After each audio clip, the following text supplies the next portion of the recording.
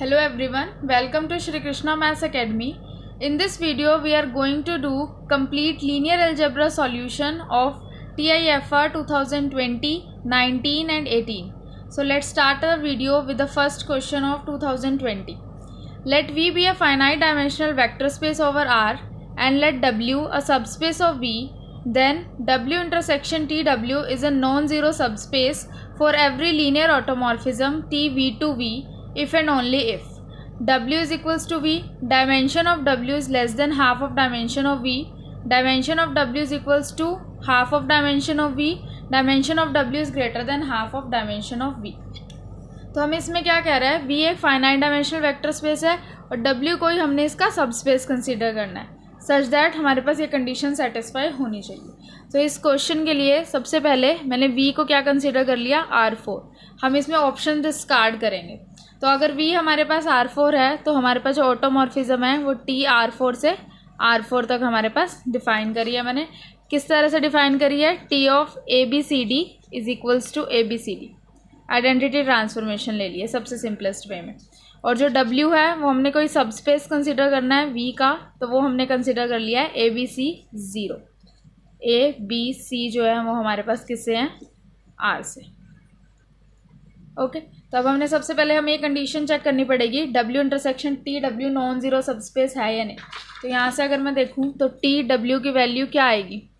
अगर हम देखें तो हमारे पास TW यहाँ से क्या बनेगा, अगर मैं W का कोई एलिमेंट T में डालूंगी तो वो उसी टाइप की इमेज देगा ABC0. तो TW जो है वो हमारे पास इसी टाइप का बनेगा ABC0, यानी TW जो है वो किसके इक्वल आएगा, W के. तो हमने यहाँ से ये कंडीशन सेटिस्फाई है. अगर TW और W इक्वल आ रहे हैं it means W intersection TW एक नॉन ज़ीरो सबस्पेस है. तो अब हमने यहाँ से चेक करना है कि इसमें से कौन सी कंडीशन ट्रू है. सबसे पहला तो वो कह रहा है W और V इक्वल ही होंगे, ऐसा तो नहीं है. हमारे पास हमने V को क्या लिया था, R4 और W डिफरेंट लिया उससे, तो फर्स्ट ऑप्शन यहाँ से हमारा डिस्कार्ड हो गया. सेकेंड में डायमेंशन की बात कर रहा है. अब डायमेंशन देख लेते हैं.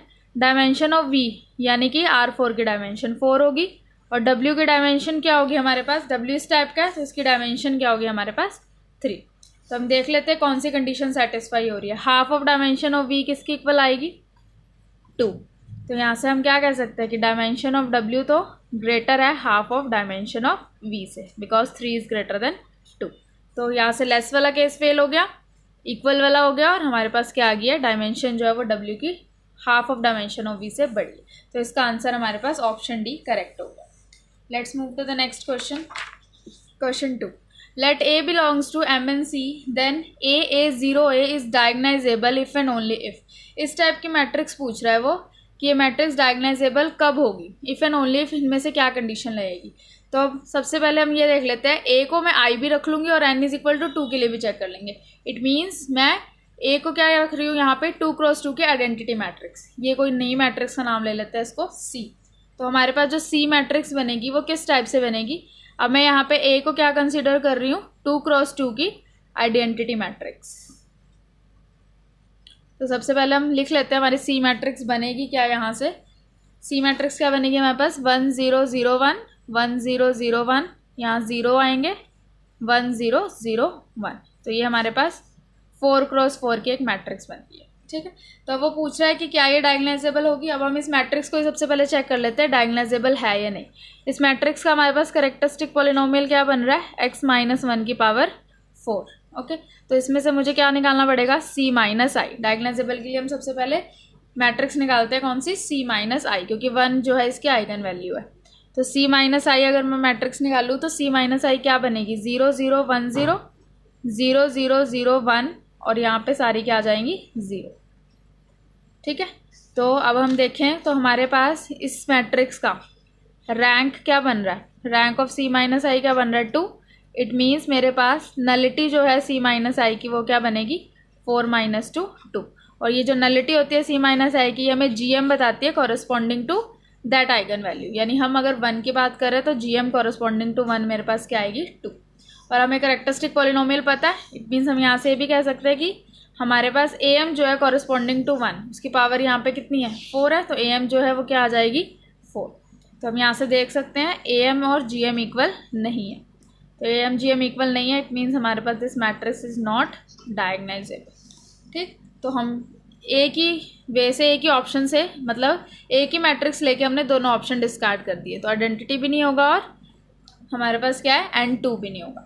और अब बचा कौन सा हमारे पास, A इक्वल्स टू 0। अब आप देख सकते हैं यहाँ से कि अगर हम A को 0 पुट करें तो C जो है वो हमारे पास 0 मैट्रिक्स बन जाएगी, और 0 मैट्रिक्स हमेशा कैसी होती है, डायगोनाइजेबल होती है। और अगर इस टाइप की मैट्रिक्स है तो वो हमेशा डायगोनाइजेबल तभी होगी अगर A क्या है, 0 है। तो इसे आप एज अ रिजल्ट भी याद कर सकते हो, it is an if and only if result. तो इसका आंसर बनेगा हमारे पास option A। Let's do the next question, question 3। Which of the following statement is correct for every LT t r cube to r cube such that t cube minus t square minus t plus I is equals to 0? T is invertible as well as diagonalizable. T is invertible but not necessarily diagonalizable.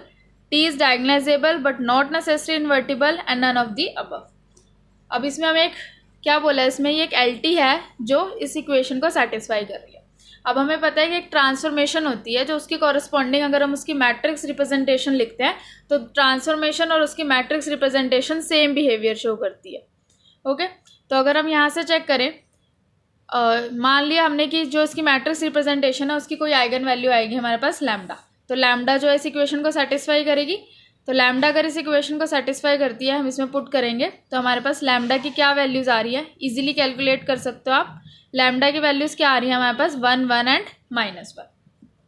Okay, तो अब हम सबसे पहले invertible की बात कर लेते हैं। अब हम देख रहे हैं कि सारी आइगन वैल्यूज़ कैसी हैं, नॉन ज़ीरो हैं। इट मीन्स हमारे पास जो टी है वो कैसी होगी, इन्वर्टिबल ट्रांसफॉर्मेशन होगी। इन्वर्टिबल का पता लग गया। नेक्स्ट अब हमें डायगोनाइजेबल चेक करना है। अगर मैं एक मैट्रिक्स ऐसी कंसीडर करूं जिसका कैरेक्टरिस्टिक पॉलिनोमियल इसी फॉर्म का बन रहा हो, जैसे मैंने ये मैट्रिक्स लिया है 1 1 1 0 1 0 0 0 -1। अब ये जो है इसका कैरेक्टरिस्टिक पॉलिनोमियल सेम है, मीन्स इस ट्रांसफॉर्मेशन को हमारे पास ये मैट्रिक्स सेटिस्फाई कर रही है। अब हम चेक करते हैं कि क्या ये मैट्रिक्स डायगोनाइजेबल है या नहीं। जैसे हम पहले हमेशा करते हैं, चेक कैसे करते हैं, उसमें A-I फाइंड करेंगे। A-I में देखा हमने तो नलिटी जो है A-I की वो हमारे पास कितनी आ रही है, 1, क्योंकि A की 0 रो बन रही है। इट मीन्स GM जो है कॉरस्पॉन्डिंग टू आइगन वैल्यू 1 हमारे पास कितनी आ रही है, 1। और AM जो है कॉरस्पॉन्डिंग टू आइगन वैल्यू 1, इसकी पावर देखेंगे वो कितनी है हमारे पास, 2। तो यहाँ से हम कह सकते हैं AM not equal to GM। It means हमारे पास A जो है वो कैसी है, नॉट डायगोनाइजेबल। ठीक, यहाँ से तो A नॉट डायगोनाइजेबल आ गई। और अगर मैं यहाँ पे और कोई मैट्रिक्स कंसीडर करती, जैसे मान लो मैं डायगोनल में ही ले लेती 1 1 -1 और बाकी सारी एंट्रीज 0, तो वो मैट्रिक्स डायगोनाइजेबल आ जाती। ठीक, तो मतलब मैट्रिक्स हमारे पास इस फॉर्म को सेटिस्फाई करने वाली डायगोनाइजेबल भी हो सकती है, नहीं भी। तो वो बोल रहा है इन्वर्टिबल और डायगोनाइजेबल होगी, ऐसा ज़रूरी नहीं है। Invertible but not necessarily diagonalisable. ठीक है ये बात। T is diagonalisable but not necessary invertible, ये तो गलत है, इन्वर्टिबल तो है ही है। And none of the above भी हमारे पास रॉन्ग हो गया। तो हमारे पास इसका आंसर हो गया option B. Let's do the next question, question 4। Let T C to R be a map defined by TZ is equal to Z plus Z bar for a C vector space V, consider the map। अब हमारे पास एक map define है यहाँ पे phi जो है इसका domain जो है वो क्या है, set of functions from V to C such that F is C linear, और G को डोमेन जो है वो क्या है इसका, set of function G V to R such that G is R linear, defined by phi of F is equal to T of F। Then this map is, इस map के बारे में पूछा हमें कि मैप इंजेक्टिव सर्जेक्टिव होगा या नहीं, मतलब मैप के 1 1 on 2 के बारे में पूछ रहा है। तो अब हम ये जो मैप है फाई, इसके बारे में बात करनी है हमें। ये जो मैप है इसकी ये जो डोमेन है हमारे पास, डोमेन क्या है यहाँ हमारे पास, it is a set of all linear functionals from a vector space to the same field जिस पे हमारा वेक्टर स्पेस डिफाइंड है। यानी जो हमारे पास V वेक्टर स्पेस है वो ओवर C डिफाइंड है। तो ये जो है फाई, इसका जो डोमेन है ये हमेशा डुअल स्पेस क्रिएट करेगा हमारे पास। डुअल स्पेस में जाते ही वो फंक्शंस है हमारे पास जो उनसे सेट ऑफ, मतलब डुअल स्पेस में होता क्या है, dual space contains set of all linear functionals, given है हमें set of all linear functions from a vector space to the field. और ये जो है अब ये इसमें भी यही गिवन है, G is R linear, but इसका फील्ड अब डिफरेंट है, तो हम यह कहेंगे जस्ट ये एक वेक्टर स्पेस फॉर्म करेगा। तो फाई जो है हमारे पास एक मैप है यहाँ पे, एक dual space to a vector space. और ये जो मैप है इस टाइप का मैप, ये हमेशा कैसा होता है, 1 1 एंड on 2, मतलब इंजेक्टिव भी होता है और सब्जेक्टिव में। दिस इम्प्लाइज ये मैप हमारे पास हमेशा कैसा होता है, बाइजेक्टिव। तो ये एक रिजल्ट था, तो यहाँ से हम क्या कह सकते हैं, हमारे पास ये मैपिंग कैसी होगी, बाइजेक्टिव होगी। Let's do the next question. Question 5, let n greater than equal to 2 which of the following is true for every n cross n real matrix A of rank 1। ठीक है, या रैंक 1 की कोई matrix लेनी है, उसमें से हमने बताना है कि इसमें से कौन सी कंडीशन ट्रू होगी। फर्स्ट क्या कह रहा है, there exist matrices P Q belongs to M N R such that all entries of P A Q are equal to 1। There exist invertible matrix P such that P inverse is a diagonal matrix. A has a non-zero eigenvalue। और last क्या कह रहा है, the vector 1 1 so on up to 1 is an eigen vector for A। तो हम इसमें भी options discard कर सकते हैं इजीली। अब इसने बोला है n greater than equal to 2 है और जो मैट्रिक्स लेनी है वो रैंक 1 की लेनी है। तो मैं मान लेती हूँ मैंने n2 ले लिया और जो मैट्रिक्स कंसीडर करी है रैंक 1 की वो एक नीलपोटेंट मैट्रिक्स ले ली ऑफ दिस टाइप। ठीक है, अब इससे हम क्या क्या डिस्कार्ड कर सकते हैं, पहले ऑप्शन बी देखते हैं। वो कह रहा है कि ऐसी इन्वर्टिबल मैट्रिक्स मिलेगी हमें कि ये मैट्रिक्स डायगोनल मैट्रिक्स होगी। ये हमारे पास डायगोनाइजेबल की डिफाइन होती है। इट मीन्स ये कहना चाह रहा है कि ए जो है वो हमेशा कैसी होगी, मैट्रिक्स डायगोनाइजेबल होगी। बट हमें पता है ये एक नीलपोटेंट मैट्रिक्स है और ये डायगोनाइजेबल नहीं है। सेकेंड ऑप्शन हम यहाँ से फेल कर सकते हैं। सी में क्या कह रहा है कि नॉन जीरो आइगन वैल्यू होगी। अब इस मैट्रिक्स के पास दोनों ही आइगन वैल्यूज़ क्या हैं, 0, तो हमारे पास ऑप्शन सी भी फेल हो गया। डी में क्या कह रहा है, ये इसका आइगन वेक्टर बनेगा। अब इसका आइगन वेक्टर चेक करते हैं। आइगन वेक्टर कैसे निकालते हैं हम, a minus lambda into v is equals to 0 where v is the eigenvector of a। तो a माइनस लैम्डा ही, लैम्डा तो इस केस में क्या है हमारे पास 0 ही है, तो ये क्या बन जाएगा, सेम यही। और v जो है वो हमारे पास एक वेक्टर होगा v1 v2।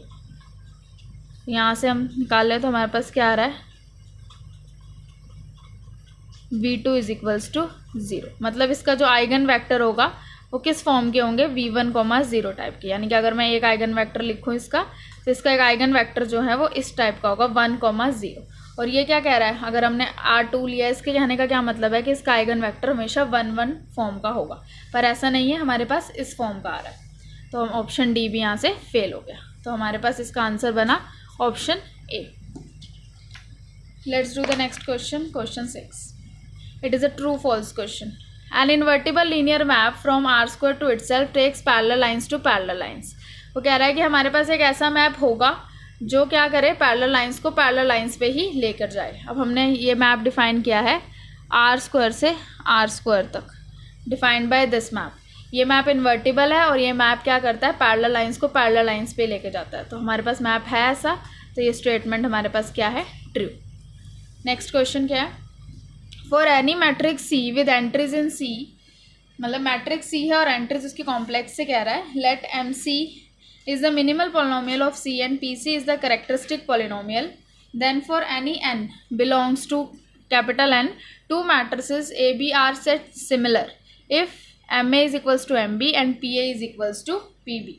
मतलब वो क्या कहना चाह रहा है हमें कि दो मैट्रिक्स को हम सिमिलर कब कह सकते हैं, सिर्फ तभी कहेंगे इफ़ एंड ओनली इफ अगर उनका कैरेक्टरिस्टिक और मिनिमल पॉलिनोमियल सेम हो।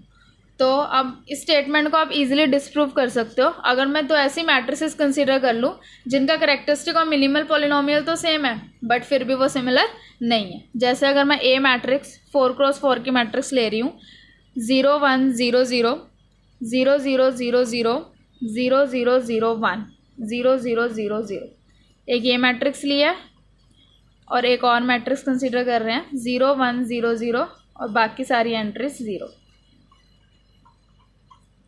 तो ये जो दो मैट्रिक्स हैं, इन दोनों मैट्रिक्स का हमारे पास कैरेक्टरिस्टिक पॉलिनोमियल x⁴ है और मिनिमल पॉलिनोमियल x² है। ओके, तो इन दोनों का कैरेक्टरिस्टिक और मिनिमल पॉलिनोमियल तो सेम है, बट हम देख सकते हैं मैट्रिक्स सिमिलर नहीं है बिकॉज इनका रैंक ही इक्वल नहीं है। ए का रैंक हमारे पास 2 है, बी का रैंक 1 है, तो ये मैट्रिक्स हमारे पास सिमिलर नहीं है, बट फिर भी ये कंडीशन होल्ड हो रही है। तो हमारे पास क्या कह सकते हैं, ये स्टेटमेंट जो है वो क्या है, false. Okay, let's do the next question. Question 8, there exist integer r greater than equal to 1 and a symmetric matrix A such that for any n belongs to capital N we have this relation holds। मतलब हमारे पास एक इसने relation दिया हुआ है, वो कह रहा है कि अगर हमारे पास कोई एक सिमेट्रिक मैट्रिक्स एग्जिस्ट करती है कि एक सिमेट्रिक मैट्रिक्स लेनी है हमने for R greater than equal to 1, M R capital R से कंसिडर करनी है कि ये रिलेशन हमेशा होल्ड होगी कोई भी नेचुरल नंबर के लिए। ठीक, अब इसमें अगर मैं इस स्टेटमेंट को किसी नेचुरल नंबर के लिए डिसप्रूव कर दूँ तो ये स्टेटमेंट फॉल्स हो जाएगी। ओके, तो अब सबसे पहले मैंने इसके लिए ए कंसिडर करी है, आर हमने यहाँ पे मैंने ले लिया है 2 ऑर्डर के लिए नहीं है, मैंने यहाँ पे मैट्रिक्स और सिमेट्रिक मैट्रिक्स कंसिडर करी है इस टाइप से 1 0 0 -1। अब और n मैंने कंसिडर करा यहाँ पे 1। अब इसमें पुट करते हैं ये सारी चीज़ें, क्या बना 2√1, ये 2 ही बन जाएगा। ट्रेस ऑफ ए का ट्रेस क्या है हमारे पास 0, और यहाँ से क्या बन जाएगा ये भी 2। अब यहाँ आप इजीली देख सकते हो ये स्टेटमेंट जो है क्या है हमारे पास, ये स्टेटमेंट यहाँ से क्या होगी फॉल्स। तो अगर एक भी के लिए फॉल्स होगी तो हम ओवरऑल ट्रू नहीं कह सकते, तो ये स्टेटमेंट क्या है फॉल्स है। Question 9, let A B belongs to M3R, then determinant of A B minus B A equals to trace of A B minus B A को होल क्यूब अपॉन 3। ये हमारे पास ए बी अगर तो M3R मतलब 3x3 की matrices हैं, तो determinant और ट्रेस में रिलेशन होता है ये ए बी माइनस बी ए के, तो ये स्टेटमेंट जो है ये हमेशा हमारे पास ट्रू जाती है। If you want its proof, then you can leave a comment in the comment box. Let's move towards the next question. अब हम करेंगे TIFR 2019 के question. Question 1. Let V be an n-dimensional vector space and let T V to V be a linear transformation such that rank of T is less than equal to rank of T cube. Then which of the following is true? अब हमें इसने condition दी है कि हमारे पास एक linear transformation है और ये कंडीशन होल्ड करती है कि रैंक ऑफ टी जो है less than equal to rank of T cube है। तो हमें बताना है कि इसमें से कौन सी स्टेटमेंट ट्रू होगी। सबसे पहले क्या कह रहा है, null space of T is equal to range of T, null space of T intersection range space of T is 0 subspace और there exist a non zero subspace W of V such that null space of T intersection with range space of T is equals to W. Null space of T is contained in range space of T. इस question के लिए हम एक result use करेंगे। हमें पता है range of T जो है वो कंटेन करता है रेंज ऑफ टी स्क्वायर को, ये कंटेन करता है रेंज ऑफ टी क्यूब को, इस टाइप से चलता रहता है रिजल्ट। तो हमारे पास हम यहाँ से कह सकते हैं कि रैंक ऑफ टी क्या होगा, greater than equal to rank of T square, greater than equal to rank of T cube. और इसने बोला है कि rank of T less than equal to rank of T cube है, और हमें पता है rank of T greater than equal to rank of T cube भी होता है। तो हम यहाँ से सिंपल कंक्लूजन क्या निकाल सकते हैं कि रैंक ऑफ टी और रैंक ऑफ टी क्यूब क्या है हमारे पास इक्वल है। ओके, तो अब हमें इसमें से चेक करना है कि कौन सी कंडीशन ट्रू होगी। तो हम इजीली इसको कोई ऑप्शन से एग्जांपल से भी कर सकते हैं। जैसे मान लो मैंने टी एक्स वाई ये डिफाइन कर दिया, वी मैंने आर स्क्वायर लिया, टी एक्स वाई हमने सबसे सिंपल जीरो ट्रांसफॉर्मेशन ही कंसिडर कर ली। अगर मैं टी एक्स वाई को क्या ले रही हूँ 0 0, मतलब मैंने जीरो ट्रांसफॉर्मेशन लिया है, तो इसका नल स्पेस और रेंज स्पेस क्या होगा, नल स्पेस क्या होगा इसका, नल स्पेस ऑफ टी कैसे निकालेंगे हम। नल स्पेस ऑफ टी का क्या मतलब होता है कि ऐसे कौन से वेक्टर्स लगाएं हम इसमें आर स्क्वायर से कि हमारे पास इमेज में क्या है सिर्फ 0। तो अब इमेज तो वैसे ही 0 है, तो यानी हम कोई भी वेक्टर डालें आर स्क्वायर का उसने हमेशा ही क्या देना है 0, यानी नल स्पेस ऑफ टी जो है वो हमारे पास पूरा का पूरा क्या बन रहा है आर स्क्वायर। और जो हमारी रेंज स्पेस है टी की, मतलब रेंज में हमें कौन कौन से वेक्टर्स मिल रहे हैं, रेंज में हमें सिर्फ मतलब रेंज में हमें सिर्फ 0 ही मिल रहा है इसमें। ठीक है, तो null space of T R square आ गया, रेंज स्पेस जो है वो 0 0 आ गया। अब हम देखते हैं कि इनसे हम कौन से ऑप्शन डिस्कार्ड कर सकते हैं। फर्स्ट वाला वो क्या कह रहा है कि इक्वल होंगे, ऐसा नहीं है। सेकेंड में क्या कह रहा है कि इनकी इंटरसेक्शन जो है वो क्या आ रही है, सिर्फ हमारे पास 0 सब स्पेस आ रही है। तो अभी फिलहाल तो यही आ रही है कि इंटरसेक्शन में 0 सब स्पेस आ रहा है, बाकी देखते हैं कौन सा डिस्कार्ड कर सकते हैं। देयर एग्जिस्ट नॉन जीरो सब स्पेस, हाँ अब ये क्या कह रहा है कि इनकी इंटरसेक्शन में कोई एक नॉन जीरो सब स्पेस मिलेगा, पर ऐसा नहीं है, हमें इनकी इंटरसेक्शन में सिर्फ 0 सब स्पेस ही मिलेगा, तो हम सी डिस्कार्ड कर सकते हैं। वो कह रहा है नल स्पेस ऑफ टी पूरा का पूरा रेंज स्पेस ऑफ टी में कंटेन है। अब आर स्क्वायर तो 0 0 में कंटेन नहीं है, ये भी हमारे पास क्या होगा रॉन्ग, तो इसका आंसर बचा ऑप्शन बी। ओके, इसका आंसर है हमारे पास B. Let's do the next question. Let A be a n cross n matrix with rank A. Consider two statements दे रहा है वो हमें। If A has real entries, then AA transpose necessarily has rank K. If A has complex entries, then AA transpose has rank K. हमें बताना है कौन C true है और कौन सी फॉल्स है। जो फर्स्ट वाली हमारे पास स्टेटमेंट है कि ए के पास रियल एंट्रीज होंगी, तो इसकी जो रैंक है और ए की जो रैंक है, ए की भी रैंक हमारे पास क्या दे रहा है के, तो ये तो हमारे पास रिजल्ट होता है कि अगर हमारे पास ए क्या है, एक रियल मैट्रिक्स है n क्रॉस n की, तो हमारे पास rank of A equals to rank of A transpose equal to rank of A transpose equal to rank of A transpose A होता है। तो अगर हमें ए का रैंक पता है तो हम इसका रैंक इजीली कह सकते हैं कि इसका रैंक भी हमारे पास क्या होगा, के ही होगा। तो फर्स्ट स्टेटमेंट तो ट्रू है। सेकंड कह रहा है कि अगर कॉम्प्लेक्स एंट्रीज हो तो भी ऐसा हो सकता है। कॉम्प्लेक्स के लिए आप इजीली फेल कर सकते हो। जैसे मान लो मैंने एक मैट्रिक्स इस तरह से कंसिडर कर ली 1 आइटा 0 0, ठीक है। अब हमने क्या चेक करना है, ए ट्रांसपोज का रैंक, तो ए ट्रांसपोज चेक कर लेते हैं। इसका रैंक कितना है 1, इसका रैंक देख लेते हैं कितना आएगा, 1 आइटा 0 0 ट्रांसपोज लेना है 1 आइटा 0 0, क्या बना यहाँ से 1 प्लस आइटा स्क्वायर, बाकी सारी क्या है 0, सॉरी आइटा स्क्वायर था ना, तो 1 माइनस 1 क्या आ गया 0। तो यहाँ से हमारे पास हम क्या कह सकते हैं, रैंक ऑफ ए ट्रांसपोज तो कितना आ गया हमारे पास 0। तो रैंक ऑफ ए 1 था पर ये क्या आ गया 0। तो ज़रूरी नहीं है कि कॉम्प्लेक्स एंट्रीज में हम ऐसा नहीं कह सकते। हाँ, अगर ए के पास रियल एंट्रीज होती है तो ये रिजल्ट होल्ड करता है। तो फर्स्ट ट्रू है हमारे पास और सेकंड जो है वो स्टेटमेंट फॉल्स है। Let's do the next question, question 3। Let S is equals to, S हमें एक सेट प्रोवाइड कर रहा है, x belongs to R, x is equals to trace of A, for A belongs to M for R such that A square is equals to A, then which of the following describes S? S क्या है, S में हमारे पास क्या आ रहा है, A का trace आ रहा है, ठीक है। अब A हमारे पास मैट्रिक्स कैसी दे रहा है, वो A square is equal to A, मतलब आइडेम्पोर्टेंट मैट्रिक्स दे रहा है। अब इस टाइप की जो मैट्रिक्स होती है हमारे पास, उसकी आइगन वैल्यूज़ हम इजीली निकाल सकते हैं। उसकी आइगन वैल्यूज़ जो है वो हमेशा 0 और 1 फॉर्म की होंगी, या तो 0 होंगी या आइगन वैल्यू 1 होगी, इसके अलावा नहीं हो सकती। तो अब हमें क्या बताना है, इसके ट्रेस के बारे में बताना है।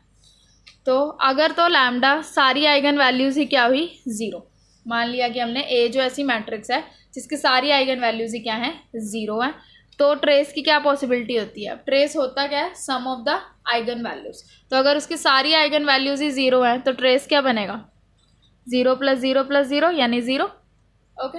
और अगर अब इस टाइप से मान लें कि एक आइगन वैल्यू 1 है और बाकी सारी क्या है 0, तो ट्रेस क्या बनेगा, यहाँ हम ट्रेस की बात कर रहे हैं, ठीक है। तो ट्रेस क्या बनेगा 1, 2 1 है बाकी दोनों 0 हैं, तो ट्रेस क्या बनेगा 2, 3 1 ले लेते हैं, चौथी 0 तो 3, और अगर चारों ही 1 हो जाएंगी तो 4। इसके अलावा तो कोई और पॉसिबिलिटी नहीं मिलेगी हमें।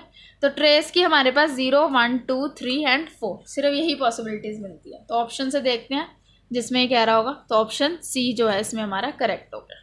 इसमें बाकी दो नहीं बोली, इसमें ये अपॉन वाली वैल्यूज हमें मिलेंगी नहीं, और इसमें ये इंटरवल की फॉर्म में कह रहा है, ऐसा तो है नहीं। तो हमारे पास ऑप्शन सी जो है वो इसका करेक्ट हो गया। Let's do the next question, question 4। A is a 2 × 2 complex matrix which is invertible and diagonalizable such that A and A square have same characteristic polynomial, then A is a 2 × 2 identity matrix। वो कह रहा है कि A अगर हम कोई 2 × 2 की complex matrix invertible भी हो, डायगोनाइजेबल भी हो, और A और A स्क्वायर के पास सेम कैरेक्टरिस्टिक पॉलिनोमियल हो, तो A जो है वो हमेशा 2 × 2 की आइडेंटिटी मैट्रिक्स ही पॉसिबल है। ऐसा नहीं है अगर हम A मैट्रिक्स इस टाइप से कंसिडर करें, omega 0 0 omega square, where omega is cube root of unity. अगर मैं इस टाइप से कंसिडर करूँ ये मैट्रिक्स, तो अगर मैं इसका A स्क्वायर निकालें, ओमेगा 0 0 ओमेगा स्क्वायर,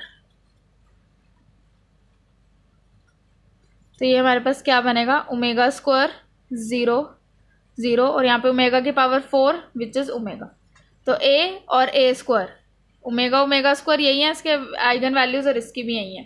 तो इन्वर्टिबल भी है, डायगोनाइजेबल भी है A हमारे पास, और कैसी है इसकी कैरेक्टरिस्टिक पॉलिनोमियल भी सेम है A और A स्क्वायर की, but A is not a 2 × 2 identity matrix. तो ये स्टेटमेंट हमारे पास क्या होगी, फॉल्स।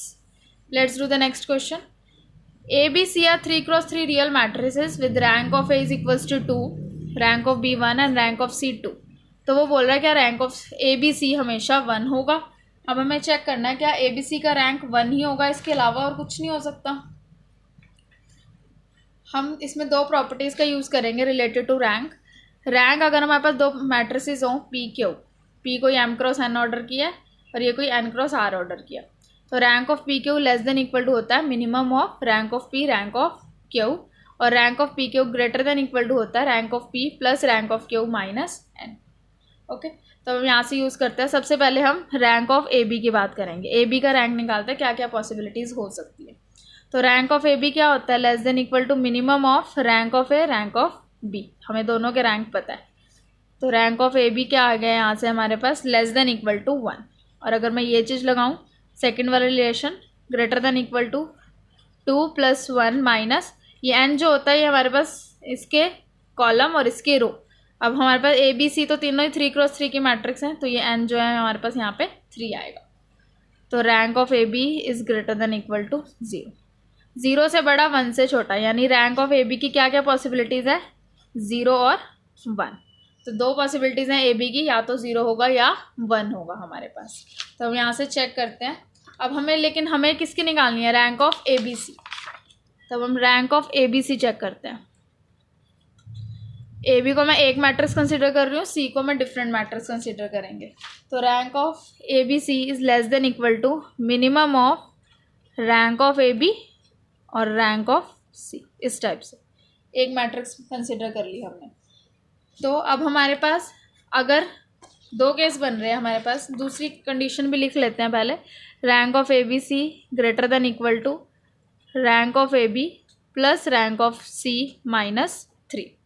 तो अब हमारे पास दो कंडीशंस हैं कि रैंक ऑफ AB 0 भी हो सकता है 1 भी। तो अगर रैंक ऑफ AB 0 है तो हमारे पास फर्स्ट कंडीशन क्या बनी, rank of ABC is less than equal to, दोनों का हमने क्या लेना होता है मिनिमम, और रैंक ऑफ C हमारे पास 2 गिवन है, तो ये तो क्या ही हो जाएगा मिनिमम तो 0। और सेकंड कंडीशन से क्या आया, is greater than equal to 0 + 2 minus 3।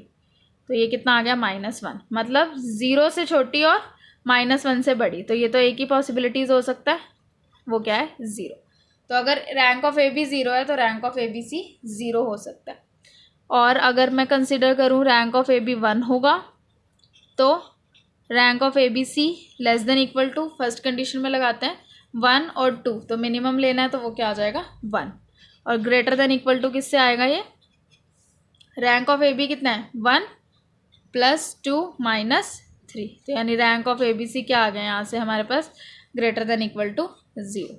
तो यहाँ से क्या बना कि रैंक ऑफ ABC जो है 0 या 0 से बड़ा, 1 या 1 से छोटा। तो इसकी भी पॉसिबिलिटीज़ क्या बन गई हमारे पास, 0 और 1।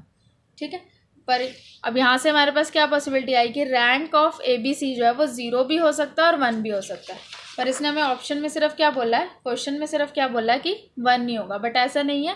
रैंक ऑफ ABC जो है वो हमारे पास 0 भी निकल के आ सकता है। जैसे आप इसे एग्जांपल्स के थ्रू भी कर सकते हैं। जैसे आप A ये कंसिडर कर लो 1 0 0 0 2 0 0 0 0, और B मैंने कुछ इस टाइप से ले ली 0 0 3, और C मैट्रिक्स इस टाइप से 1 0 0 0 2 0 0 0 0, मतलब सेम ले लिए और C, क्योंकि A का रैंक भी हमारे पास 2 है और C का रैंक भी 2 है। तो अब इसको जब हम करेंगे मल्टीप्लाई करेंगे जब हम ABC को, तो हमारे पास 0 मैट्रिक्स आ रही है। ठीक, तो ज़रूरी नहीं है रैंक ऑफ ABC जो है वो 1 हो, कैन बी 0 ऑल्सो। तो ये स्टेटमेंट क्या होगी हमारे पास, false. Okay, let's do the next question. The matrices, दो मैट्रिसेस गिवन है, हमें चेक करना है कि ये सिमिलर हैं या नहीं। अब मैट्रिसेस सिमिलर कब होती हैं, two matrices are similar if and only if they have same Jordan canonical representation, और you can say they have same JC form। तब हमें इन मैट्रिसेस की JC फॉर्म चेक करनी है। अगर वो सेम आती है तो ये मैट्रिक्स हमारे पास कैसी होंगी, सिमिलर होंगी। तो अगर हम फर्स्ट मैट्रिक्स देखें, इसको मैं नाम ले लेती हूँ A, इसको B। करेक्टरिस्टिक पॉलिनोमियल जो है हमारे पास मैट्रिक्स A का, वो क्या बन रहा है x3, क्योंकि इसकी तीनों आइगन वैल्यूज़ ही क्या है हमारे पास 0। तो करेक्टरिस्टिक पॉलिनोमियल x3 बन रहा है। ऐसे ही करेक्टरिस्टिक पॉलिनोमियल हमारे पास B मैट्रिक्स का भी क्या बन रहा है x3। ओके, तो अब हमें इसके बाद क्या चेक करना होता है, जेसी फॉर्म निकालने के लिए हम इसकी क्या चेक करेंगे, इसके आइगन वैल्यू के कॉरस्पॉन्डिंग इसकी ज्योमेट्रिक मल्टीप्लिसिटी चेक करेंगे, क्योंकि हमें पता है जो ज्योमेट्रिक मल्टीप्लिसिटी होती है वो हमें क्या बताती है, number of Jordan blocks corresponding to that eigen value. तो आइगन वैल्यू इसकी एक ही है, ज़ीरो, ज़ीरो के कॉरस्पॉन्डिंग यही मैट्रिक्स बनेगी, ए माइनस ज़ीरो अगर मैं निकालूंगी तो ए माइनस ज़ीरो आई, तो हमारे पास यही मैट्रिक्स आ जाएगी, 0 आई 0 0 0 1 0 0 0। तो हम इसकी जीएम यानी कि इसकी नलिटी बता सकते हैं, वो क्या बनेगी हमारे पास 1, यानी इसके पास एक ही ब्लॉक होगा और वो भी कितने ऑर्डर का होगा, फिर 3x3 ऑर्डर का। ऐसे अगर हम 20 की बात करें तो सिमिलर वे में इसकी भी यही मैट्रिक्स आ जाएगी और इसकी जीएम भी कितनी है, कॉरस्पॉन्डिंग टू आइगन वैल्यू 0 1। इसके पास भी एक ही ब्लॉक होगा 3x3 ऑर्डर का। तो दोनों की जो हमारे पास जेसी रिप्रेजेंटेशन है वो इस टाइप की बनेगी, एक ही ब्लॉक होगा उसके पास 3x3 ऑर्डर का। ठीक, तो सेम जैसी फॉर्म है, इट मीन्स ये मैट्रिसेस हमारे पास कैसी होंगी, सिमिलर। तो ये स्टेटमेंट जो है वो ट्रू है। बाकी आप इसमें एक रिजल्ट भी यूज़ कर सकते हो, अगर हमारे पास तो 3x3 की मैट्रिसेस हों and they have same characteristic and minimal polynomial, उनका करेक्टरिस्टिक और मिनिमल पॉलिनोमियल सेम हो, if and only if they are similar, तो वो सिमिलर होती हैं हमेशा। तो इन दोनों मैट्रिसेस का आप करेक्टरिस्टिक मिनिमल पॉलिनोमियल भी निकाल सकते हो, दोनों इक्वल आ रहे हैं, तो ये मैट्रिक्स कैसी हैं हमारे पास, similar matrices. Okay, let's do the next question. Question 7, for any n greater than equal to 2 there exists n cross n real matrix A such that the set AP spans the R vector space M and R। वो बोल रहा है कि ये वाला जो set बनेगा हमारे पास AP, ये पूरे के पूरे M and R को स्पैन करेगा। अब इसके लिए हम एक रिज़ल्ट यूज़ करते हैं, A अगर हमारे पास n क्रॉस n की मैट्रिक्स होती है तो हमारे पास जो ये सेट बनता है, सेट क्या है हमारे पास, span of I N A square. इस टाइप से अगर हम सेट बनाएं तो इसकी स्पैन की डायमेंशन जो है n या n से कम जाती है। ओके, तो अब हम यहाँ से देखें, ये भी सेट हमारे पास इसी फॉर्म का बनेगा, स्पैनिंग सेट इसी फॉर्म का बनेगा, और इधर से ये किसको बोल रहा है कि ये इसको स्पैन करेगा, इसको स्पैन करेगा, तो इसका मतलब, और इस सेट की डायमेंशन क्या होती है हमारे पास, n स्क्वायर। इसको स्पैन करेगा तो इसका मतलब इस सेट की डायमेंशन जो है वो n स्क्वायर होगी, बट हमें तो पता है कि इस टाइप के सेट की डायमेंशन क्या होती है, n या n से छोटी, तो n स्क्वायर तो कभी भी वो पॉसिबल नहीं हो सकती। तो ये स्टेटमेंट हमारे पास क्या है, false, by using this result. Okay, let's do the next question. Next we are going to do TIFR 2018 questions. Question 1, let A be a 3x3 real matrix such that A की power 6 equals to I, then A square is equals to I। True या false बताना है हमने इसमें। अब इसमें क्या कह रहा है, एक ऐसी मैट्रिक्स है 3x3 की रियल सिमेट्रिक मैट्रिक्स, और हमें पता है एवरी रियल सिमेट्रिक मैट्रिक्स कैसी होती है, डायगोनाइजेबल होती है, मीन्स हम उसे similar to a diagonal matrix लिख सकते हैं। तो यहाँ पे हमने से मान लिया कि A जो है वो सिमिलर है इस टाइप के मैट्रिक्स के। ओके, तो अगर A जो है वो सिमिलर है एक डायगोनल मैट्रिक्स के, तो A की पावर 6 क्या आएगी, यहाँ से इसी मैट्रिक्स से आप A की पावर 6 इजीली फाइंड कर सकते हो। ये इसने किसके इक्वल दिया हमें, आइडेंटिटी मैट्रिक्स के। ओके, इट मीन्स यहाँ से क्या आ गया, A की पावर 6 1, B की पावर 6 1, C 6 ऑल्सो 1। तो अगर A B C हमारे पास कोई रियल नंबर्स हैं तो हम यहाँ से कह सकते हैं A स्क्वायर भी 1 होगा, B स्क्वायर भी 1 होगा और C स्क्वायर भी 1 होगा, यानी कि A square which is A square 0 0 0, B square 0 0 0, C square. By using these values हम कह सकते हैं कि A स्क्वायर जो है वो भी हमारे पास क्या आएगी, आइडेंटिटी मैट्रिक्स। तो ये स्टेटमेंट करेक्ट है, it is true. Next question is, in a vector space F set of functions f from 0, 1 to R of real valued function on the closed interval 0 1, the set S sin x cos x tan x is Li। हमें बताना है कि ये set जो है वो Li होगा या नहीं। अब Li होगा या नहीं से चेक करने के लिए हमें क्या करना पड़ेगा, सबसे पहले इस सेट को हमने कैसे लिख लिया, लीनियर कॉम्बिनेशन में लिख लिया है, और लीनियर कॉम्बिनेशन को किसके इक्वल रखा है, 0 पे। तो अगर हमारे पास ये जो हमने स्केलर्स कंसिडर करें C1 C2 C3, अगर तो ये 0 आ गए तो ये सेट कैसा बन जाता है, Li बन जाएगा। अब इसमें जो x की वैल्यूज़ हमें चूज़ करनी है वो हमें इन द इंटरवल 0 1 से चूज़ करनी है। ओके तो सबसे पहले हमने क्या लिया कि x को हम क्या कंसिडर कर लेते हैं 0। अब 0-1 इंटरवल से 3 ही हमारे पास अननोन्स हैं, तो हमें 3 इक्वेशंस क्रिएट करनी है। तो अगर हम 3 इक्वेशंस क्रिएट कर लें और तीनों से हमारे पास वैल्यूज़ क्या आ जाएँ कि स्केलर 0 आ जाएँ, तो ये सेट LI हो जाएगा। तो जैसे सबसे पहले x को 0 लिया तो C 0 आ गया, x π/4 लिया, बस ये जो x की वैल्यूज़ हैं ये हमारे पास इस इंटरवल में लाई करनी चाहिए। π/4 लिया तो ये इक्वेशन आ रही है, π/6 लिया हमने x को तो हमारे पास ये इक्वेशन आ रही है। तो फ्रॉम 2 and 3 हम यहाँ से कह सकते हैं कि C1 भी 0 आएगा, C3 भी 0 आएगा, और फ्रॉम इक्वेशन 1 हमारे पास C2 0 है।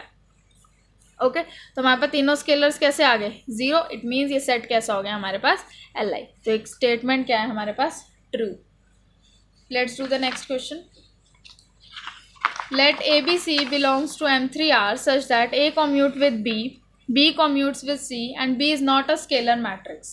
Then A commutes with C. True or false? वो कह रहा है कि 3 मैट्रिसेस कंसिडर करनी है, A B आपस में कम्यूट करते हैं, B C भी करते हैं और B स्केलर नहीं लेनी, तो क्या A C के साथ कम्यूट करेगा? तो हम यहाँ से देख सकते हैं अब स्केलर मैट्रिक्स अगर हमें कंसिडर नहीं करनी तो इस टाइप की मैट्रिक्स जो होती है ये भी हर एक मैट्रिक्स के साथ कम्यूट करती है। तो ए मैंने यहाँ पे ये चूज़ किया है, बी ये, सी ये, और ये कंडीशन होल्ड होती है, आप इजीली चेक कर सकते हो। ए बी और बी ए इक्वल है, बी सी और सी बी इक्वल है, बट ए सी और सी ए इसमें इक्वल नहीं आएंगे। तो ऐसा ज़रूरी नहीं है कि ए और सी बी आपस में कम्यूट करें, तो ये स्टेटमेंट हमारे पास फॉल्स होगी। Next question, let A belongs to M N R N greater than equal to 2 has rank 1, then the minimal polynomial of A has degree 2। हमने चेक करना है कि ए जो हमारे पास कोई मैट्रिक्स है रैंक 1 की, तो उसके मिनिमल पॉलिनोमियल के पास डिग्री 2 होगी। अब हम यहाँ से क्या कह सकते हैं, अगर हमारे पास कोई एक मैट्रिक्स है रैंक 1 की, मैट्रिक्स कौन कितने की है हमारे पास, रैंक 1 की मैट्रिक्स है, तो जो आइगन वैल्यूज़ हैं ए की वो किस फॉर्म की आएंगी हमारे पास 0 0 0, मतलब n-1 टाइम्स तो हमें 0 मिलेगी ही, और एक आइगन वैल्यू और मिलेगी हमें लैम्डा, इट कैन बी 0 और नॉन 0। तो अगर हम यहाँ पे कंसीडर करें, मैं यहाँ पे लेके चल रही हूँ कि लैम्डा जो है मुझे क्या मिल रही है नॉन 0। अब मिनिमल पॉलिनोमियल, अब इस टाइप की हमारे पास अगर कोई भी एक मैट्रिक्स होगी जो इस टाइप जिसकी आइगन वैल्यू इस टाइप की होंगी, तो उसका मिनिमल पॉलिनोमियल जो होता है वो किस फॉर्म का होता है x into x minus lambda. इसका मिनिमल पॉलिनोमियल हमेशा इस फॉर्म का होता है, यानी कि इसके मिनिमल पॉलिनोमियल की डिग्री जो है वो 2 होती है। इस पॉलिनोमियल की डिग्री हमारे पास 2 है, तो ये कंडीशन जो है ये हमारे पास ट्रू होगी। Next question 5, let we be a subspace of real vector space of real valued functions of R spanned by cos t and sin t, and let d v to v be a linear map sending f t to df by dt, then d has real eigen values। क्या कह रहा है ये हमें, v जो एक space है जो कि स्पैन हो रहा है by these 2 vectors cos t sin t, ठीक है, और जो d है हमारे पास v से v तक जो डिफाइन किया है, ये क्या कर रहा है फंक्शन को मैप करता है उसके डेरिवेटिव पे। ठीक, तो हमें बताना है कि क्या d के पास रियल ही आइगन वैल्यूज़ होंगी। अब निकाल लेते हैं यहाँ से d। अब सबसे पहले f हमने इस वेक्टर स्पेस से कंसीडर करा cos t, इस पे मैप किया तो ये हमारे पास क्या आया माइनस साइन टी।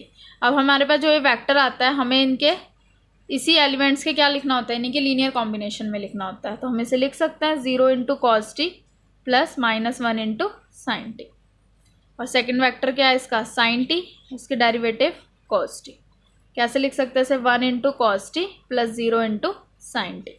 तो अगर मैं इसकी मैट्रिक्स रिप्रेजेंटेशन लिखूँ डी की, मैट्रिक्स रिप्रेजेंटेशन किस फॉर्म की आएगी इसकी 0 -1 1 0। ये स्केलर्स को हमें कैसे लिखना होता है कॉलम में।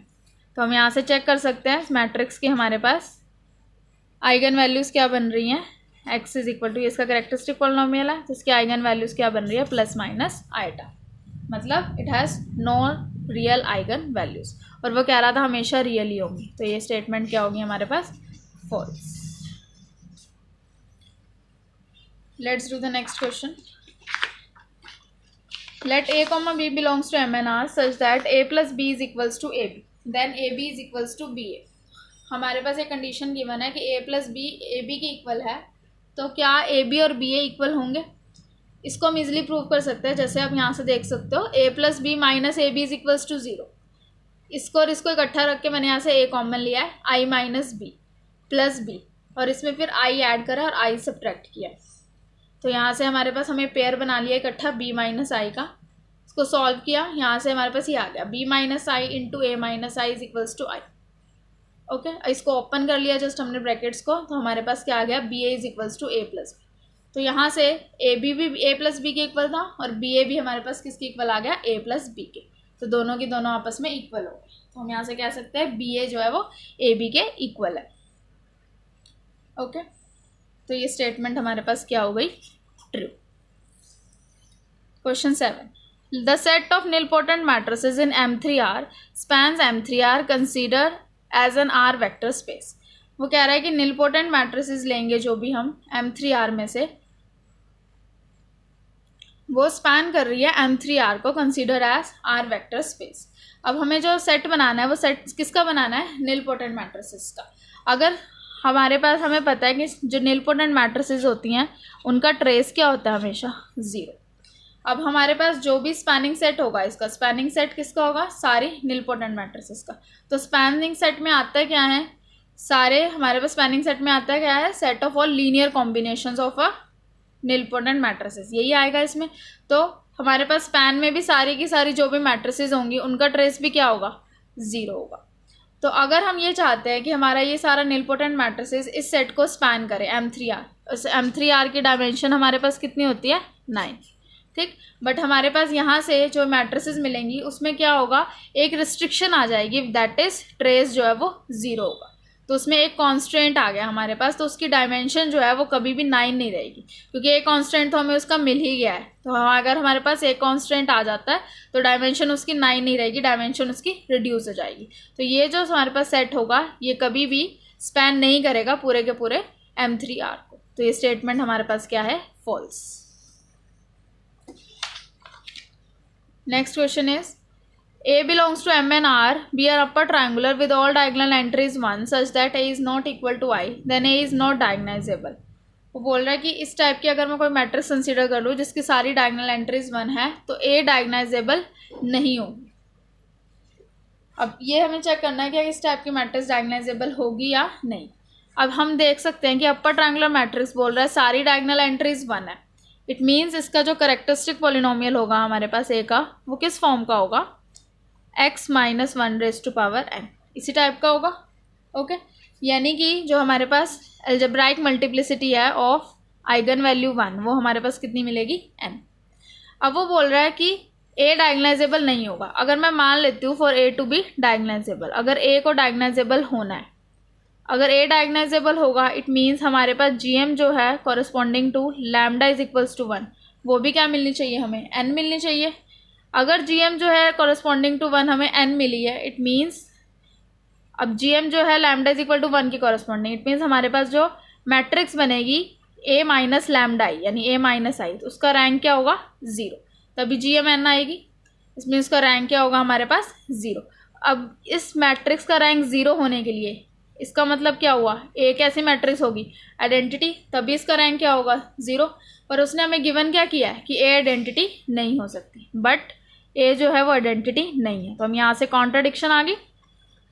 ओके, यानी हम अगर ए को डायगोनाइजेबल लेके चलते हैं तो हमारे पास कॉन्ट्राडिक्शन आ गई to the given.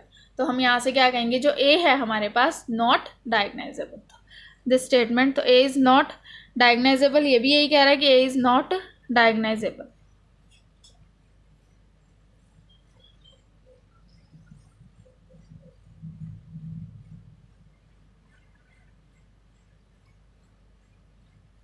Next question, question 9. Denote by mu the set of n cross n complex matrices having property that 4 is the only eigenvalue of A. Then consider the 4 statements. 4 statements दे रहा है हमें बताना है कि कितने statement इसमें से true होंगे। अब वो क्या कह रहा है कि हमने क्या प्रॉपर्टी लेनी है कि 4 is the only eigen value of A. It means A जो मैट्रिक्स है उसके हमारे पास 4 is the only eigen value, 4 ही है सिर्फ उसकी आइगन वैल्यू। तो a माइनस 4i जो है वो मैट्रिक्स की कैसी होगी, 0 is the only eigen value. It means हमारे पास a माइनस 4i मैट्रिक्स कैसी हो जाएगी, निलपोटेंट। ठीक, तो अगर हमारे पास n क्रॉस n ऑर्डर की है मैट्रिक्स तो a माइनस 4i की पावर n हमेशा क्या देगी, हमें 0 देगी। यानी जो फर्स्ट स्टेटमेंट है ये तो हमारी ट्रू है। नेक्स्ट कह रहा है ए की power n is equal to 4n की पावर आई, ये आएगी। आप इसे इजीली चेक कर सकते हो। जैसे मान लो मैंने ए ये कंसिडर करा 4404, ठीक है, मतलब 2 क्रॉस 2 एंड मैंने 2 ले लिया। तो हम यहाँ से निकाल लें अगर ए स्क्वायर, तो ए स्क्वायर और यहाँ से अगर हम देखें तो किसकी इक्वल आना चाहिए था, 4 स्क्वायर इंटू आई, मीन 16i के इक्वल आना चाहिए। बट ए स्क्वायर की वैल्यू हमारे पास क्या आ रही है, 16, 32, 0, 16, ये 16i के इक्वल नहीं आ रही है। तो सेकंड आप इजीली डिस्कार्ड कर सकते हो। सिमिलर वे में ये डी वाला ऑप्शन भी डिस्कार्ड हो जाएगा, 4n इंटू आई, यानी 8i के इक्वल भी नहीं आ रही है हमारे पास, तो ये यहाँ से भी डिस्कार्ड हो सकता है। ऑप्शन नंबर 3 की बात करते हैं, ए square minus 5a plus 4i की power n is equals to 0, ठीक है। अब हमारे पास ये कंडीशन ट्रू है। इट मीन्स कि अगर मैं ए की कोई भी आइगन वैल्यू होगी तो वो इस कंडीशन को सेटिस्फाई करेगी। से अगर मैंने कोई वैल्यू ली इसकी आइगन वैल्यू x, तो x माइनस 4 की पावर n क्या होगी, 0। ऐसे यहाँ से देखते हैं क्या कंडीशन बनती है, x square minus 5x plus 4 to the power n is equals to 0। तो यहाँ से हमारे पास क्या बना, x square minus 4x minus x plus 4 की power n is equals to 0। यहाँ से दो कंडीशन आएंगी, x माइनस 1 की power n and x minus 4 की power n is equal to 0। तो अब हमारे पास प्रोडक्ट 0 आ गया। तो हम यहाँ से कह सकते हैं कि अगर, और हमारे पास है ही है कि x माइनस 4 की पावर n जो है वो क्या है, इक्वल टू 0 है। तो ये कंडीशन सेटिस्फाई होगी है, तो ये कंडीशन भी ट्रू है। तो इसकी कितनी स्टेटमेंट्स ट्रू होगी, हमारे पास 2 स्टेटमेंट्स ट्रू है। तो इसका ऑप्शन सी करेक्ट हो गया। Let's do the next question, question 10, the minimal polynomial of. अब ये मैट्रिक्स गिवन है, हमें जस्ट इसका मिनिमल पॉलिनोमियल निकालना है। अपर ट्रायंगुलर मैट्रिक्स है,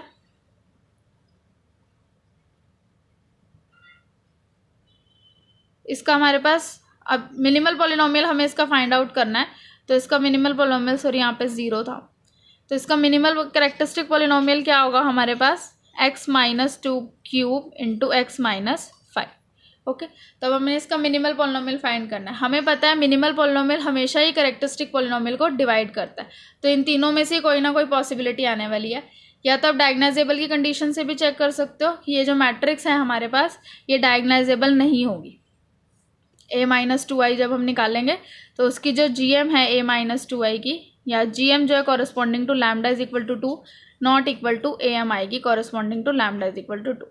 तो अगर ये मैट्रिक्स डायगोनाइजेबल नहीं है, इट मीन्स लीनियर फैक्टर्स नहीं आ सकते और सेम am और gm नहीं आ सकती। तो इसका मिनिमल पॉलिनोमियल हमारे पास आएगा ऑप्शन बी। बाकी आप इसे डायरेक्ट भी, मैट्रिक्स गिवन है, डायरेक्ट भी चेक कर सकते हैं। इसका हमारे पास ऑप्शन बी करेक्ट बनेगा।